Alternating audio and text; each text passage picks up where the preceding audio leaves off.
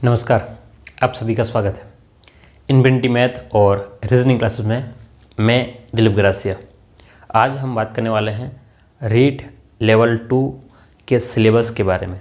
हाँ, आप सब ने सही सुना है कि मैं लेवल 2 का सिलेबस के बारे में डिस्कशन कर रहा हूँ और हम लोग एक नई सीरीज़ शुरू करने वाले हैं लेवल 2 की गणित के बारे में। तो आप सभी जानते हो कि लेवल 2 में साइंस और मैथ दोनों को मिला करके 60 नंबर के प्रश्न आते हैं, जिसमें 30 नंबर विज्ञान के आते हैं और 30 नंबर जो है आपके 30 प्रश्न जो है ना 30 नंबर के गणित के आते हैं। तो अब हम लोग गणित के बारे में बात करने वाले हैं और काफ़ी मायने रखते हैं 30 नंबर।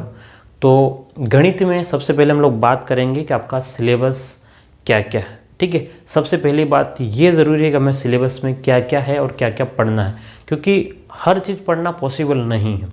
ठीक है, क्योंकि टाइम बहुत कम रहता है और कम टाइम में हमें अच्छी क्वालिटी से काम करना है। तो आपको सिलेबस में क्या नहीं पढ़ना है इस बात का ध्यान रखना पड़ेगा, और क्या नहीं पढ़ना वो तब पता चलेगा जब आपको ये पता होगा आपको क्या क्या पढ़ना है। ठीक है, तो सबसे मेन ज़रूरी बात ये है कि आपको सिलेबस जो है एक बार समझ लेना है। तो हम लोग देखते हैं आपके सिलेबस में क्या क्या दिया गया है। क्लियर है?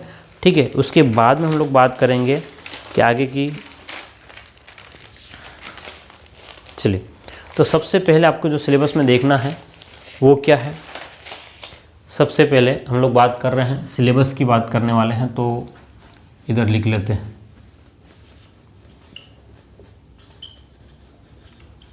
सिलेबस यानी कि पाठ्यक्रम की बात कर रहे हैं हम लोग। चलिए, तो आपके L2 में जो पाठ्यक्रम जो है L2 लेवल 2 में गणित का किसके बारे में हम लोग बात कर रहे हैं, गणित के सिलेबस की बात कर रहे हैं कि भाई गणित का आपके सिलेबस क्या क्या है, आपको इसमें क्या क्या पढ़ना है। तो सबसे पहले आपके पास में जो है वो घातांक के बारे में, किसके बारे में है, पहला जो यूनिट है आपका घातांक के बारे में। अब घातांक के बारे में आपको क्या क्या पढ़ना है पहली यूनिट में, बात समझना। पहला यूनिट जो है वो घातांक के बारे में है और घातांक में आपको क्या क्या पढ़ना होगा। सबसे पहले इसमें जो लिखा हुआ ध्यान समझना कि समान आधार की घातीय संख्या का गुणा भाग। क्या लिखा है कि समान आधार की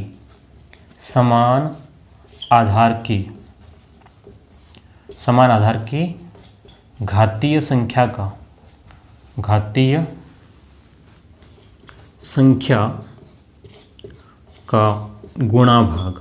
आपके पास में क्या करना होगा, गुणा और भाग आपको देखना होगा। ठीक है, अब ये एक तो है समान आधार की जो भी घातीय संख्या जो है उसमें गुणा किस प्रकार से होगा, उसमें भाग किस प्रकार के होगा। और उसके बाद में आपको देखना है अगला पॉइंट, वो घातांक के नियम देखना है। क्या देखना है, घातांक के नियम। ठीक है, सभी को आते भी होंगे उम्मीद करता हूँ। ठीक है, लेकिन अगर जिनको नहीं आते हैं डरने की ज़रूरत नहीं है, हम लोग अच्छी क्वालिटी के साथ में देखने वाले हैं और आराम से डिटेल के साथ में समझने वाले हैं। ठीक, अगला जो है अगला पॉइंट आपके पास में इसी यूनिट में है वो है बीजीय व्यंजक। क्या है, बीजीय व्यंजक। ठीक, ये देखना है बीजीय व्यंजक का मतलब एक्स वाई जेड वाला जो भी आपके पास में रहेगा, इसमें आपको देखना है, ध्यान से देखना कि इसमें आपको क्या क्या देखना पड़ेगा। एक तो बीजीय व्यंजक का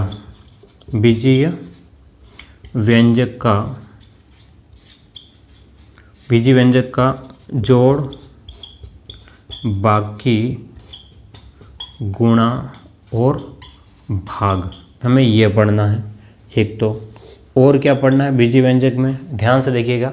और क्या पढ़ना है बीजीय व्यंजक में हमें कि सर्व समीकाएँ पढ़ना है। क्या पढ़ना है, सर्व समीकाएँ। क्या पढ़ना है, ध्यान से देखिएगा, क्या पढ़ना हमको, सर्व समीकाएँ पढ़ना है। और उसके बाद में हमें इसमें पढ़ना है गुणनखंड। क्या पढ़ना है, गुणनखंड।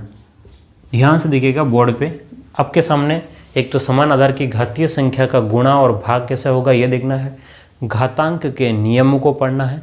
और बीजीय व्यंजक में क्या देखना है, एक तो बीजीय व्यंजक का जोड़, बाकी, गुणा, भाग, सर्व समीकाएँ और गुणनखंड। गुणनखंड क्या है, सरल व्यंजकों का गुणनखंड जो भी है। उसके बाद में आपके पास में और जो पहली यूनिट में ही है आपके पास में वो ये है कि एक तो समीकरण के बारे में देखना है। किसके बारे में देखना है, समीकरण देखना है। अगला जो इसमें देखना है वर्ग, वर्गमूल, वर्ग और वर्गमूल, और एक और जो पढ़ना है वो घनमूल पढ़ना है। देखिए पहली यूनिट काफ़ी बड़ी यूनिट है आपकी, क्योंकि प्राकृत संख्याएं और नेचुरल नंबर जो भी है आपके पास में, ठीक है, उसके अंदर से होते हुए हमें जाना पड़ेगा। और ये जो आपके पास में है, ध्यान से देखना, अब इसमें हमें जो पढ़ना है वो ये पढ़ना है पहली यूनिट में। आप लोग इसको स्क्रीनशॉट ले लें या इसको लिख लें, है ना, स्क्रीनशॉट लेकर के मोबाइल में पढ़ा रहेगा, पढ़ नहीं पाओगे। आप लोग इसको लिख लें आराम से, क्योंकि मैंने लिखा है तो आपके समझने के लिए ही लिखा है, नहीं तो मैं बोलता काम चला सकता था, लेकिन ऐसा नहीं किया। ठीक है, तो हमें क्या क्या पढ़ना है देख लो एक बार वापस से, कि एक तो समान आधार की घातीय संख्या, इनका गुणा कैसे करते हैं, भाग कैसे करते हैं।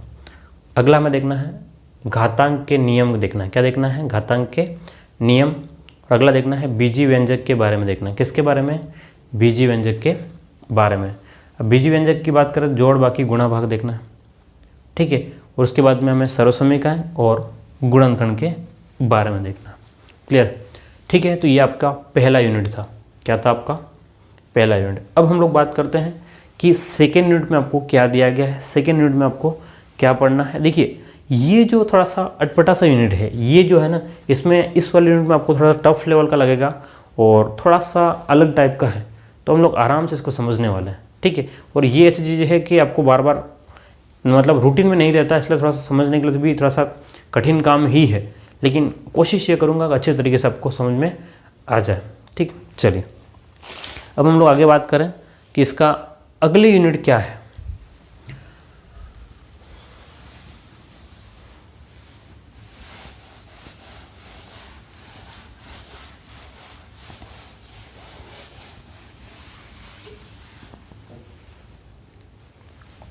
चलिए सेकेंड यूनिट की बात करें तो सेकेंड यूनिट में हमें क्या पढ़ना है, ब्याज पढ़ना है।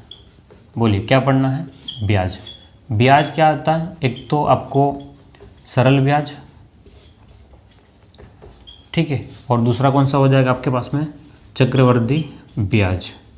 ये आपको दोनों ब्याज पढ़ने हैं, एक तो सरल ब्याज पढ़ना है, दूसरा क्या पढ़ना है आपको, चक्रवर्ती ब्याज पढ़ना है। उसके बाद में आपको इसमें जो पढ़ना है, लाभ हानि पढ़ना है, लाभ हानि पढ़ना है, ठीक है।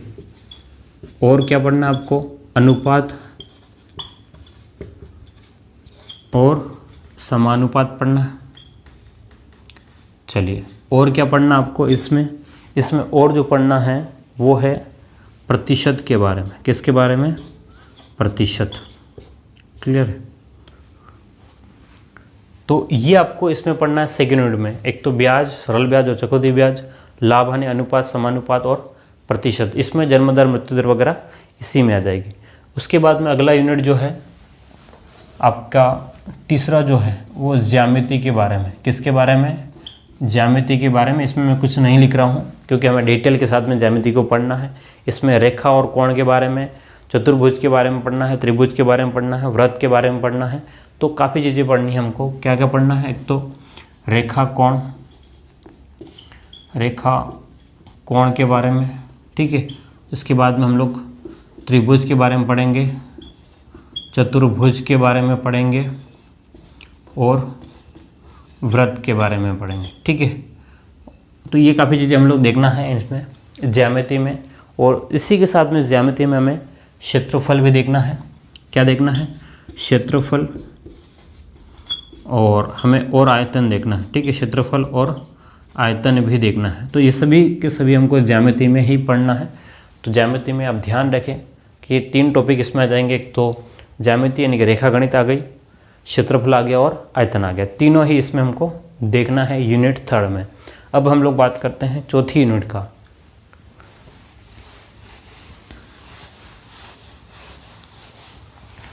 चलिए चौथी यूनिट में हमें जो देखना है वो क्या क्या देखना है। चौथी यूनिट की बात करें तो हमें सांख्यिकी के बारे में पढ़ना है। क्या पढ़ना है, सांख्यिकी, ठीक है। तो ये पूरा अपने आप में अलग चैप्टर है सांख्यिकी, इसको डिटेल से हम लोग देख लेंगे। पूरी यूनिट ही चौथी यूनिट, इसमें आंकड़ों का संग्रह, वर्गीकरण, बारंबारता, बंटन सारणी, ठीक है, मिलान चिन्ह और लेखाचित्र, ग्राफ वगैरह सब इसमें देखने हैं। उसके बाद में आपकी 5वीं यूनिट जो है वो गणित शिक्षण के बारे में। किसके बारे में है, गणित शिक्षण के बारे में। तो अब गणित का शिक्षण करने के क्या क्या तरीके हैं, गणित की क्या परिभाषा है, गणित का अर्थ क्या है, ठीक है। और उसके बाद लास्ट वाले जो आपके पास यूनिट रहेगी वो जो है मूल्यांकन है। ठीक है, गणित शिक्षण और मूल्यांकन। ठीक है, गणित शिक्षण विद्या में क्या है और आपको क्या देखना है, मूल्यांकन के बारे में देखना है। तो ये तो आपके पास में अलग से थ्योरेटिकल यूनिट है, इसको हम लोग लास्ट में पढ़ेंगे। तो लेकिन हमारे पास में 4 यूनिट आपके सामने जो रहेगी उसको आपको डिटेल के साथ में देखना है। ठीक है, 30 नंबर का मैटर है, यहाँ पर आपके पास में 7 से 8 नंबर का ये रहेगा, बाकी 20 से 22 नंबर का 4 यूनिट आपकी होने वाली। ठीक है, तो अब हम लोग कहाँ से शुरू करेंगे वो आपके ऊपर डिपेंड है। आप लोग मुझे कमेंट करके ज़रूर बताएं कि कहाँ से शुरू करना है। ठीक है, तो ये अपने सिलेबस के बारे में डिस्कशन था। उम्मीद करता हूँ आपको समझ में आ गया होगा सिलेबस क्या क्या है और आपने लिख भी लिया होगा। अगर नहीं लिखा है तो पीछे जाएं, वीडियो को वापस से रिपीट करके देखें और लिख लें। ठीक है, क्योंकि सिलेबस पता है तभी आप लोग पढ़ पाओगे, नहीं तो मुश्किल हो जाएगा। फिर मिलते हैं हम लोग अगली क्लास में। Thank you.